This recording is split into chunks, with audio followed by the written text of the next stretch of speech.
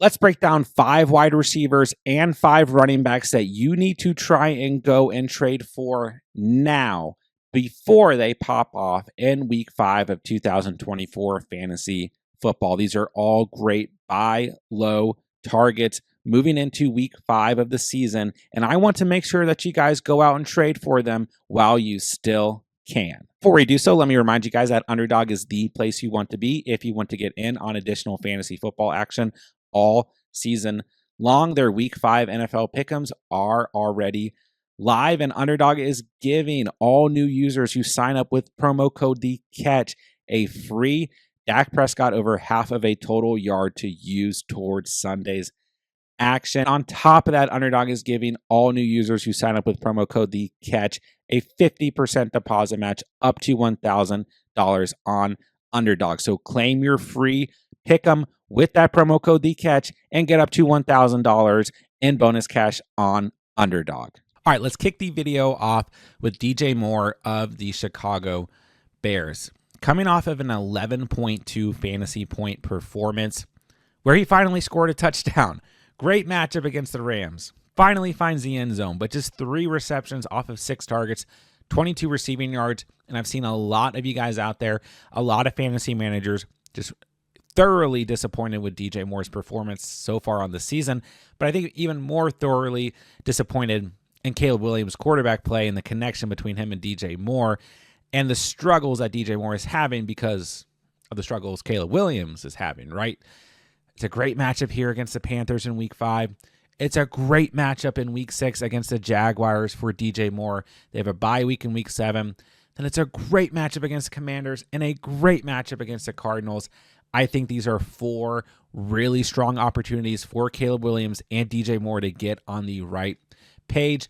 DJ Moore has had 6 or more targets in every single game on the season, 10 targets in 2 games on the season. He has got you double-digit fantasy points in every single game, 11.9 fantasy points per game so far on the season. I'm a DJ Moore fan. I just think he's a very consistent wide receiver in fantasy football. So maybe the ceiling's not crazy high here. I get that. But I think DJ Moore, if you're able to buy him low, put together the right trade package that doesn't hurt your roster, then DJ Moore is just going to be a consistent flex option that you can depend on a week in, week out basis to get you those double-digit points. But now with some of these matchups coming up, I think can elevate to a higher ceiling. So go out and buy him low now while you still can. Next up, let's talk about Zay Flowers of the Baltimore Ravens. And this is a true buy low opportunity. I would be lying if I said I didn't have some concerns about Zay Flowers and his involvement in this offense right now, because I do think there is a possibility for some more game scripts like we've seen in the past 2 weeks with the Ravens, where they just run the football with Derrick Henry and Lamar Jackson down opposing defenses' throats. And until a defense puts together a game plan to stop that, I don't really blame them, right? I mean, the Bills weren't even playing that poorly defensively going into week 4, and this team just still absolutely went ballistic with their run game. And that has resulted in 2 very bad fantasy days for Zay Flowers, right? 4 targets in week 3, 5.3 points. 2 targets in week 4, 2 fantasy points, just 4 receptions in the past 2 games. But at some point, somebody's defensive coordinator is going to make adjustments and start to, slow down this Ravens run game, probably, and force them to throw the football more. And when the Ravens have to throw the football, Zay Flowers is going to get those targets. 10 targets in week 1, was wide open for a touchdown, should have had close to 19 or 20 fantasy points, got you 11.1. In week 2, 11 targets, did score a touchdown, 22.1 fantasy points. So he is the wide receiver 1 on this team. He is arguably the only wide receiver on this team. I mean, when we're looking at volume here, does Rashad Bateman or Nelson Aguilar really concern you in any way? No. And then we move to the tight end position. I mean, Mark Andrews has 2 targets, 0 receptions in the last 2 weeks. And Isaiah Likely has 3 targets and 2 receptions in the last 2 weeks. So, yes, maybe game script impacted those guys as well. But the point being is that Zay Flowers is the receiving option on this team that this offense funnels through when they throw the football. So I do think brighter days are ahead for Zay Flowers. It's a true buy low opportunity. Like, I don't think you need to go out and be trading anything crazy for Zay Flowers, but given that he's only had 7.3 fantasy points in the last 2 games, he's coming off of a 2 fantasy point day in week 4. You're going to have some fantasy managers, depending on your league, who are in panic mode, especially if they have a losing record and will be willing to trade Zay Flowers. Take advantage of that while you still can. Next up, let's move to T. Higgins of the Cincinnati Bengals, who will face the Baltimore Ravens this week. Like this game script for T. Higgins going up against a Ravens secondary that was better in week 4, but overall in the season is still bottom 10 against the wide receiver position. Higgins, who was injured early in the season, got up to a slow start, a bad performance in week 3, 6.9 fantasy points, but had 2 red zone targets in that game and was very close to scoring a touchdown in that game. Then in week 4, we expected maybe a little bit more against the Panthers, especially because, that game stayed competitive, right? The game script was good, but 10 targets, 6 receptions, and 60 receiving yards in that game led to 12 fantasy points, which is certainly not bad. But I still think, T. Higgins is a player for a lot of fantasy managers that they got used to having on their bench the first 2 weeks, and then now they're kind of looking at these last 2 performances, which just haven't been fantastic. They're thinking, do I really need T. Higgins? So if you put together the right trade package, I do think he's a good buy low right now. I do think that this Bengals offense, as we've seen in the past 2 weeks, is going to continue to improve. And the important thing, too, with the Bengals is that their their defense overall has just not been playing that good. So that allows for good game scripts. We've seen that against the Commanders and the Panthers in the last 2 weeks. So I expect more kind of games where the Bengals are throwing the football. That's going to benefit T. Higgins. Plus, Higgins is a great quote-unquote handcuff wide receiver. If anything happens to Jamar Chase, which I hope it doesn't, then Higgins steps in as a true wide receiver 1. So I don't think I need to really convince you guys of why you should trade for T. Higgins, but I do think he's just a good buy low opportunity right now, especially if he starts to score some touchdowns. We see some elevated fantasy ceilings. He's not going to be a player you're going to be able to go out and trade for at a low cost. So take advantage of that while you still can. Next up, we've got Garrett Wilson of the Jets, who I think is going to have a big week in week 5. We expected a bad week in week 4 against the Broncos, just 7.1 fantasy points. He got the Pat Surtain treatment. I warned you guys on Sunday morning's video, don't start Garrett Wilson. Pat Surtain has been fantastic against wide receiver 1s on the season. And now we had this opportunity where he's playing the Vikings, another really good defense in week 5 that I think in conjunction with the overall low ceiling, just 10.9 fantasy points on the season so far, going up against the Vikings this week, who have dropped to bottom 3 against the wide receiver position on the season after that performance against the Packers in week 4. You have an opportunity to go and trade for Garrett Wilson at the lowest cost on the season, because I don't think people are going to be completely spooked, by the Vikings, because that, pass defense has worsened overall. But I think a lot of people still understand this is a very good defense, and we could see a good defensive match between the Jets and the Vikings this weekend. But it is a London game, and I think defense might go out the window a bit here, and we see a big performance for Garrett Wilson. So use that to your advantage. It's another good defense this week, right? But kind of keep it to yourself that maybe in London, sometimes we see these defensive, teams just kind of go out the window, right? And then we also have the fact that Garrett Wilson's coming off of a 7.1 fantasy point performance. But overall, based on where Garrett Wilson was drafted, he's been very disappointing in fantasy football on the season so far. Like I said, averaging just 10.9 fantasy points so far on the season. So take advantage of the low stat line at 7.1 fantasy points, the awful performance by the Jets as a whole in week 4.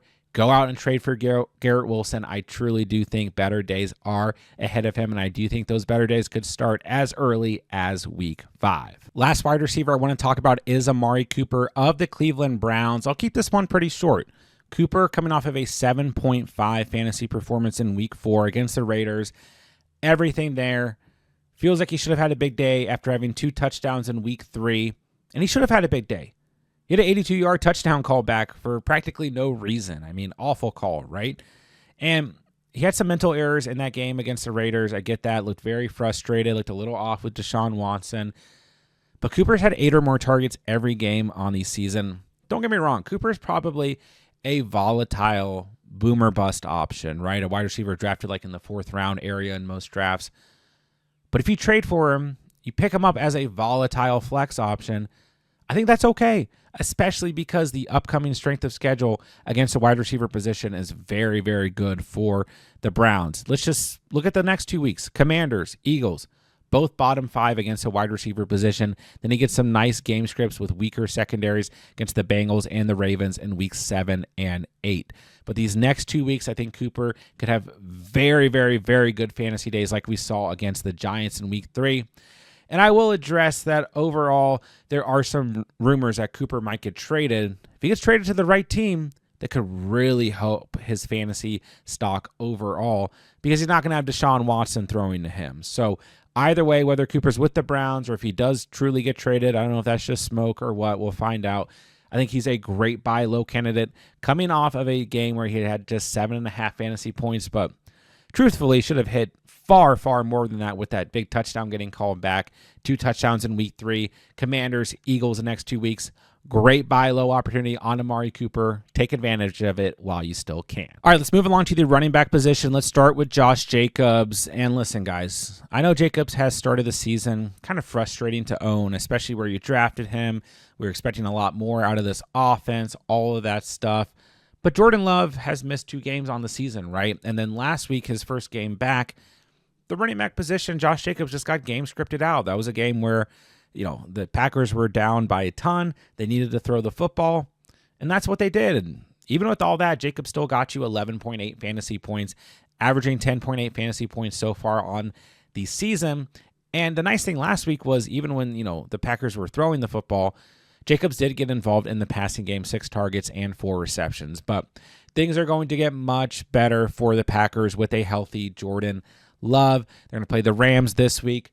This could be a week where Jacobs has 20-plus fantasy points. This run defense and the pass defense for the Rams just flat out awful, almost just non-existent. So this could be Jacobs' best, game of the season.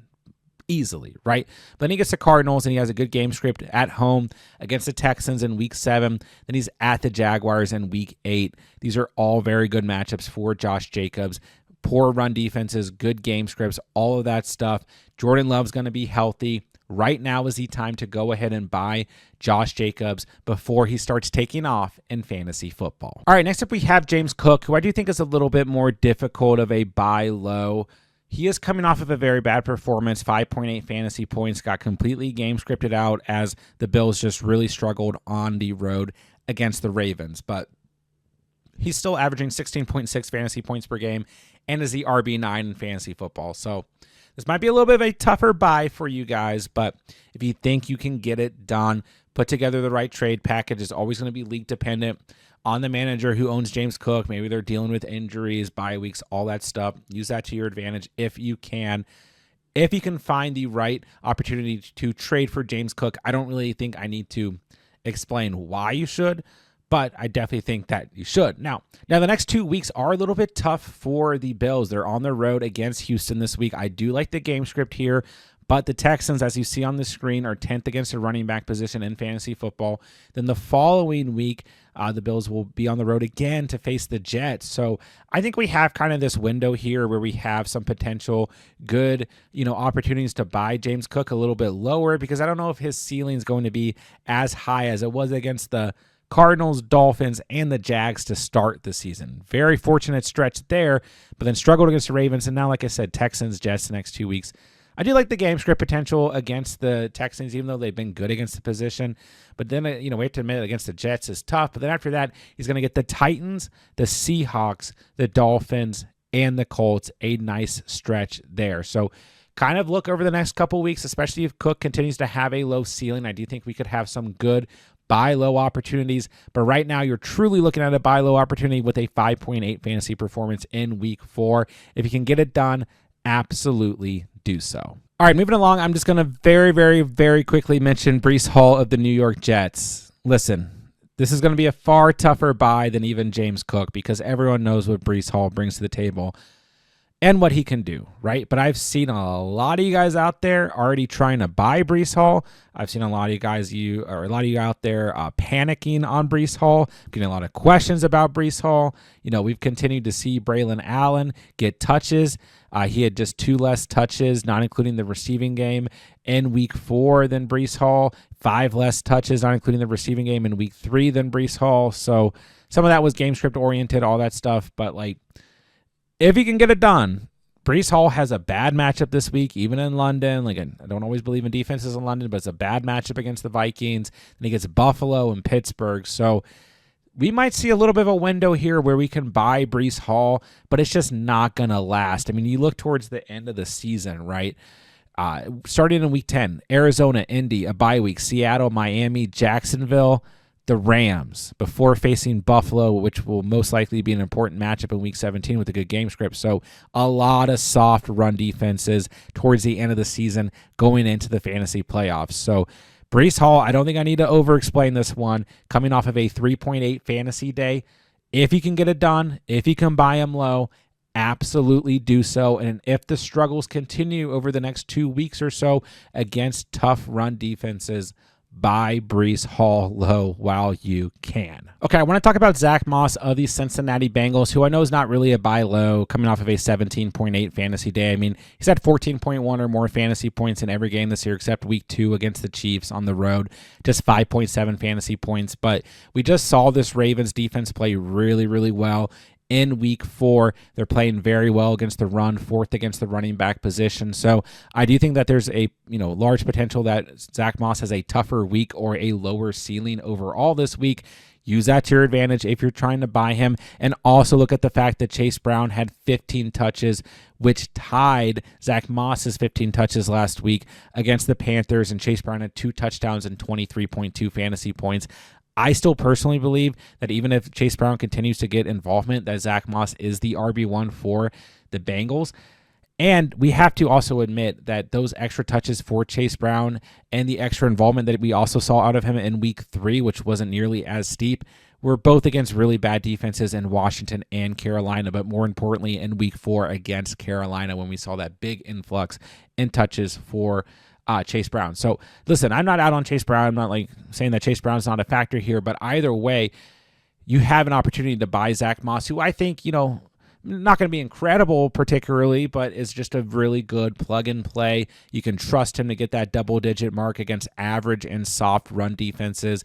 A guy, if everything goes wrong, you need to throw someone in the flex, you can throw Zack Moss in. Solid RB2 if you don't have anything better. We'll definitely continue to evaluate the touches to Chase Brown, but I think this is going to be a much tougher week for Zack Moss and Chase Brown, specifically Chase Brown against the Ravens. Zack Moss is a guy who can always get you a touchdown, always get you kind of a solid amount of points. He's had, 3 touchdowns and 3 of the 4 games this season so far. So I think it's just going to be really solid, especially as we get some softer defenses as the season goes on. So Zack Moss, I know he had a good week last week, but try and use the bad matchup and the touches to Chase Brown as part of your argument. If you can go out and buy him low, absolutely do so moving into week 5. All right, last player I'm going to talk about is going to be J.K. Dobbins of the Chargers, obviously coming off of a tough stretch against the Pittsburgh Steelers and the Kansas City Chiefs. We weren't expecting good games out of Dobbins in either of those matchups, and now in week 5, he's on a bye week.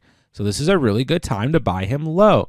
2 bad matchups. He's not playing this week. He feels like a roster clogger. We're only in week 5, and it already feels like some fantasy managers might be willing to give up a good player because they're not playing in their bye week, right? So you look at what J.K. Dobbins has done on the season. He's still averaging 15.2 fantasy points per game, and he just played 2 top 5 run defenses in the last 2 weeks. Going into the next couple weeks, he'll get the Broncos, the Cardinals, the Saints, the Browns, the Titans. It's not the best stretch, but it's certainly not awful, and you have some good matchups like the Titans and the Cardinals in there. But what we do know is that the Chargers are going to run the football first and foremost, and Dobbins is still completely outpacing Gus Edwards. Last week, 6 touches to Gus Edwards, 14 to Dobbins, 4 targets, 3 receptions for Dobbins. The week before, 3 rushing attempts for Gus Edwards, no targets. Gus Edwards has 1 target on the season. And for Dobbins in week 3, 15 touches, 3 targets, 3 receptions. So this is the primary back in a Jim Harbaugh system where they want to run the football and play defense first and foremost. As long as Dobbins is healthy, he's the workhorse running back for the Chargers, and you've just got everything lined up here to go out and buy him low in perfect execution on bye week. 2 bad games, but we expected those bad games. He'll be much better as the season goes on. So make sure you go out and buy low on him while you still can.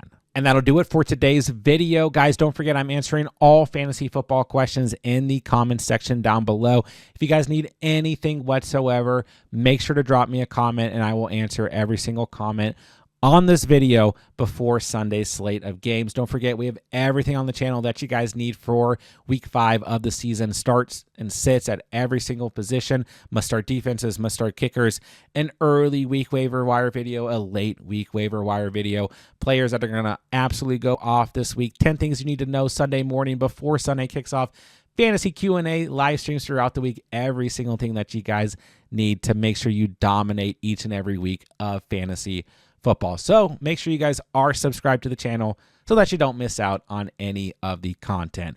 And with that, I'll say thank you guys so much for watching and or listening. And remember, you saw it here on The Catch.